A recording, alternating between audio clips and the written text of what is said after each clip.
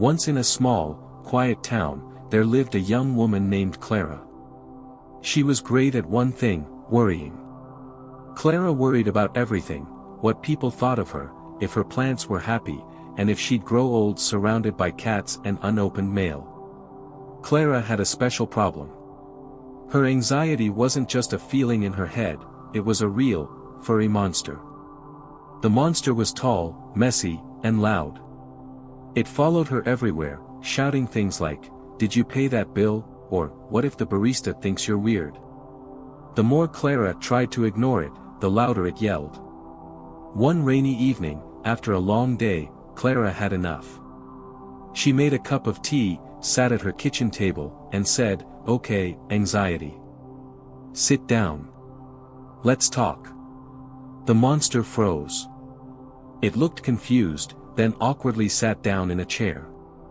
The chair creaked, but Clara ignored it. "What do you want?" she asked.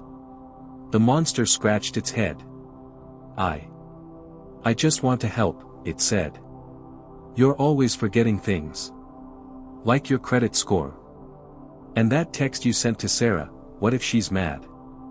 And don't forget the package at the post office." Clara raised an eyebrow. "That's why you've been screaming at me?" The monster nodded. "If I don't remind you, something bad might happen." Clara sighed and looked at it closely. Its fur was messy, its claws tapped nervously on the table, and its big eyes looked scared. "Wait," Clara said. "Are you scared?" The monster blinked. "What? Me? No way. I'm just, okay, fine, yes. I'm scared. It's a big job, being your anxiety. I feel like if I don't keep warning you, everything will go wrong." Clara stared for a moment, then burst out laughing. "You're as stressed out as I am." The monster crossed its arms. "Well, yeah. It's hard work." Clara smiled. "Look, I know you're trying to help. But yelling all the time isn't working. Maybe we can try something different." The monster tilted its head. "Like what?" "How about this?" Clara said. "Once a week, we'll sit down and talk about all your worries. You can tell me everything, taxes, parking tickets, whatever.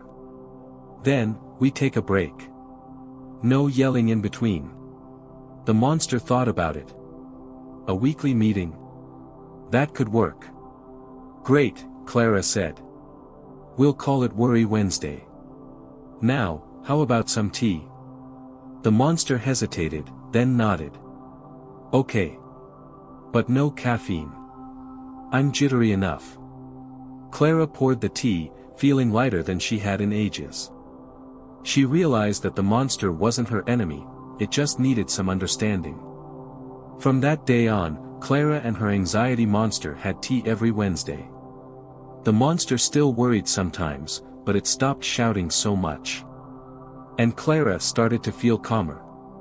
Because sometimes, all it takes to handle your worries is a little kindness, and a warm cup of tea. The moral of this story is: understanding your fears and anxieties is better than fighting them.